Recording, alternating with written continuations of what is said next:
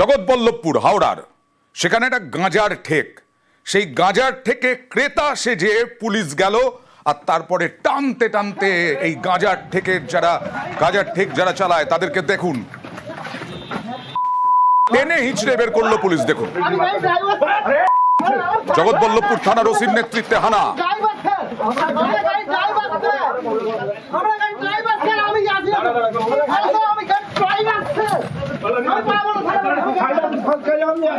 কথা বলবো প্রতিনিধি দেবাশিসের সঙ্গে। দেবাশিস, অনেকদিন ধরেই কি এখানে গাঁজার ঠেক ছিল? দীর্ঘদিন ধরে এই গাঁজার ঠেক চলছিল এবং জগৎবল্লভপুর থানার ওসি কিন্তু একটি নয়, কয়েকদিন আগে দেখলাম তিনি নৌকো করে গিয়ে চোলাই মদের ঠেক ভাঙছেন, কখনো জঙ্গলে লুকিয়ে থেকে চোলাই কারবারিদের দুটি গাড়ি ধরে ফেললেন। আবার গতকাল দেখলাম একেবারে বিকালবেলা সেখানে রেনকোট পরে, যাতে পুলিশ বোঝা না যায়, হেলমেট পরে ঢুকে গেলেন গাঁজা কিনতে এবং সেখানে তিনি যে অভিযান, সেই অভিযানের ছবি বাস্তবে একটি সিনেমার চিত্রনাট্যকে হার মানাবে।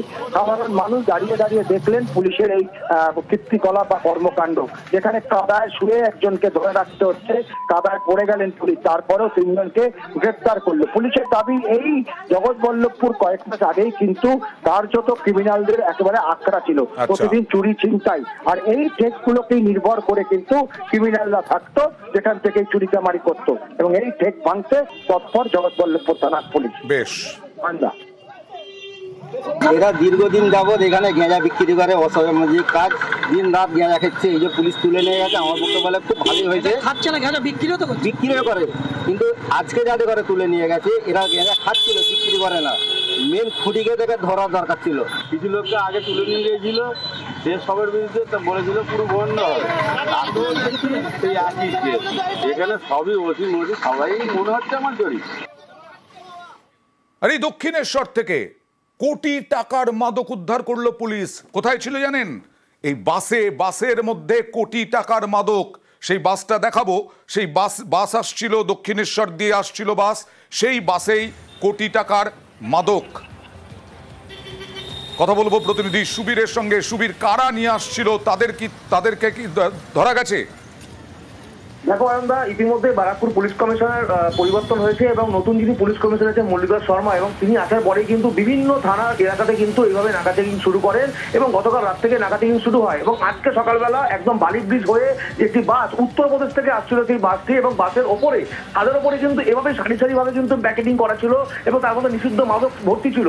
তারপরে কিন্তু পুলিশের সন্দেহ হয়, পুলিশ যখন সেই বাসকে তাড়া করে তখন কিন্তু বাসটি একদম দক্ষিণেশ্বর এবং ডানলপের মাঝখানে যে রাজাবাগান বলে জায়গা, সেখানে কিন্তু বাসটি দাঁড়িয়ে পড়ে এবং তার উপরে অর্থাৎ এই বাসের মধ্যে যে 6 জন দুষ্কৃতী ছিল যারা নিয়ে আসছিল, তারা কিন্তু সেখান থেকে ছুটে পালিয়ে চলে যায় এবং তার পেছনে কিন্তু পুলিশ তাড়া করে, কিন্তু পুলিশ তাদেরকে ধরতে পারেনি এবং এই যে কোটি টাকার যে মাদক, সেই মাদক কিন্তু দক্ষিণেশ্বর থানা পুলিশ উদ্ধার করেছে এবং এই যে যারা দুষ্কৃতী অর্থাৎ যারা আসছিল এবং এই যে বাসের নাম্বার, এই গোটা বিষয়টি কিন্তু তারা কিন্তু 11 ভান এবং বাস আটক করেছে এবং দুষ্কৃতীরা কোথা থেকে আসছিল এবং কোথায় চলে গেল এই নিয়ে কিন্তু দক্ষিণেশ্বর থানা নিশ্চয়ই দ্রুত পদক্ষেপ করা হবে, নিশ্চয়ই দ্রুত দুষ্কৃতীদের ধরা হবে। আর গতকাল দেখিয়েছিলাম শিলিগুড়িতে সোনার দোকানে লুট, এদেরকে দেখিয়েছিলাম সিসি ক্যামেরায় দেখা যাচ্ছে একজন মহিলাও। এরাই শিলিগুড়িতে 7 জন টোটাল ছিল, সে তারা শ্রমিকের বেশে, শ্রমিক সেজে, শ্রমিকের ভুয়ো পরিচয় দিয়ে ঘর ভাড়া নিয়েছিল। ফাঁসি দেওয়ায় বিধাননগর বাস স্ট্যান্ডের পাশে ঘর ভাড়া। কথা বলবো প্রতিনিধি বিশ্বজিতের সঙ্গে। বিশ্বজিৎ, কোথাকার বাসিন্দা এরা? ঘর ভাড়া নেওয়ার সময় তারা মূলত বিহারের বাসিন্দা বলে পরিচয় দেয় এবং গত 9 জুন এরা প্রথমে 4 জন ঘর ভাড়া নিয়েছিল। আচ্ছা, ফাঁসি দেওয়ার বিধাননগর বাস স্ট্যান্ডের পাশেই একটি ঘর ভাড়া নিয়ে 4 জন থাকতো।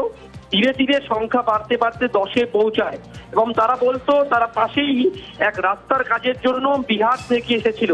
আচ্ছা, 10 দিন কাজ করার পর তারা ফিরে যাবে, কিন্তু তারই মাঝখানে দেখা গেল এই 10 জনের মধ্যেই বেশ কয়েকজন যারা এই ডাকাতির লুটে কিন্তু একবারে সন্দেহের পেছে তারা ছিল।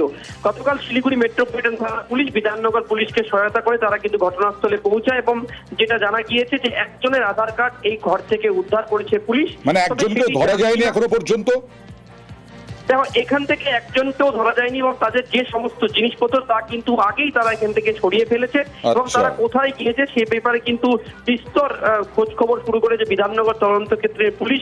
পাশাপাশি বিভিন্ন জায়গায় সিসিটিভি খোঁজ চালানো হচ্ছে, যে একজনের পরিচয়পত্র পাওয়া গিয়েছে তিনি এই ঘটনার সঙ্গে যুক্ত ছিলেন কিনা সে বিষয়ে নিশ্চিত করতে ইতিমধ্যে তদন্ত শুরু করা হয়েছে। তবে এই যে লুট, এই লুটের পেছনে যে গ্যাং কাজ করেছিল তারা কিন্তু বিধাননগরেই বসে পুরো ঘটনা রেকি করেছিল এবং তার এই ঘটনাতেই বসে এইখানেই বসেই কিন্তু তারা সমস্ত খুঁটিনাটি কিন্তু আলোচনা করেছিল। মানে একটা গ্যাং যে কাজ করছে সেটা পরিষ্কার, কারণ পরপর দুটো ব্যাংক এটিএম এ লুট এবং তারপরে সোনার দোকানে লুট। রাস্তার কাজ করে ওরা, আমার বাড়ি আসছিল, 4 জন ভাড়া নিয়েছে। তারপর আরো কয়জন ছিল? তারপরে আস্তে আস্তে 1 জন 2 জন করে বাড়ছে। আমি বললাম এত লোক আমার বাড়ি ভাড়া দেবো না, পরশু দিন বলছে আমরা অন্য জায়গায় শিফট করাই দেবো, আমরা 4 জন নিয়ে এখানে থাকবো। হ্যাঁ, আমার বাড়ি পুলিশ আসলো, আমার জিজ্ঞাসাবাদ করলো, আমি সব বললাম যেটা জানি। পুলিশ আসছিল যে এরা হইলো এই চোর ডাকাত, ওরা বাংলা বলতে পারতো না, সব হিন্দি। কোথা থেকে আসছিল? ওরা বিহার বললো।